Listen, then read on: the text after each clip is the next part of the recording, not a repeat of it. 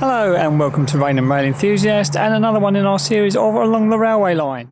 The Kent Downs line runs from Ashford International all the way through to Kemsing. But I shall not be visiting Kemsing as I visited that on my top 10 least used stations in Kent series. A link is in the description below. And this time I'm at Bearsted. Opened in 1884, Bearsted has always had a grand style about it.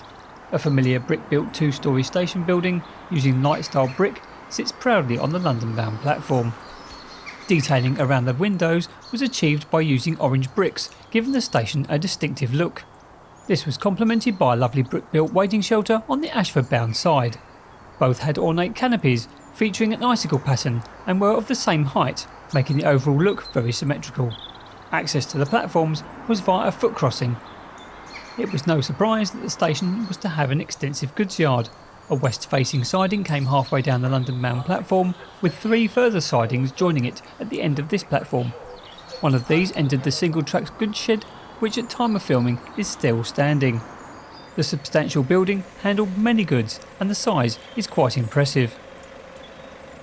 The Ashford-bound side just had a single siding going eastwards, but it was of a considerable length. All of these facilities were controlled by a signal box near the Ashford-bound platform. A change in name came in 1907, the station now becoming Bearsted and Thurnham, after the small village a mile away. This remained the case until 1980, when the name reverted back to Bearsted. A footbridge was installed in the 1960s when electrification came to the line. This footbridge, however, was removed in 2014 for the installation of the combined lift and footbridge seen here. In fact, this was the 1000th such station facility installed in the country, and this plaque on the upper lift opening commemorates this. The goods shed and sidings closed in 1968, but the signal box remained in use until 1984. At time of filming, passenger traffic is provided by Class 375 and 377 electric multiple units.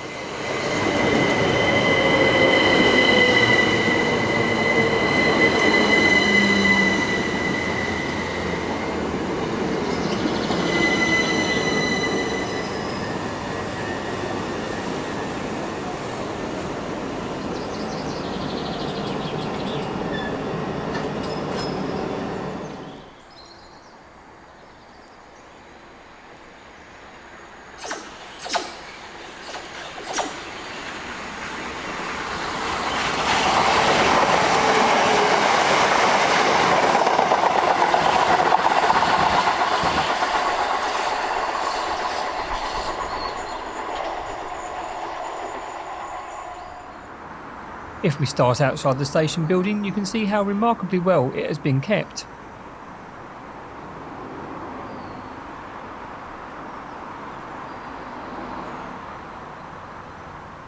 And on this right hand side is the Bearsted Library. It is always good to see a station building being used for practical use for the local community.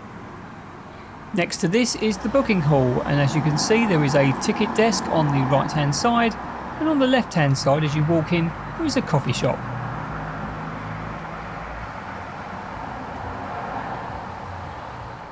As a small side note, on the brickwork outside there is this small sign. Any information about what this is will be appreciated in the comments. Also outside you will find this electronic ticketing machine. There are lots of information posters along the walls.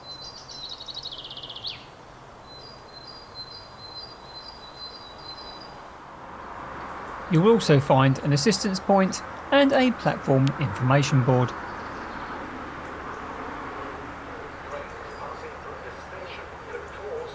And no station would be complete without its onward travel information poster. Moving on to the platform, you will find some toilets, however these only seem to be open when the ticket office is. To get over to platform 2, let's take the lift. Doors closing. Doors closing.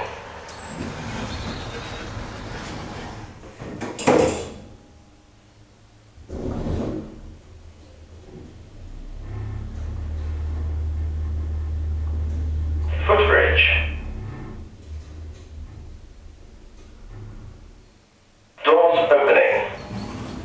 If you turn round at this point, you will see that wall plaque which we saw earlier. Doors closing. On platform 2 you will see the very elegant waiting shelter which has been lovingly restored.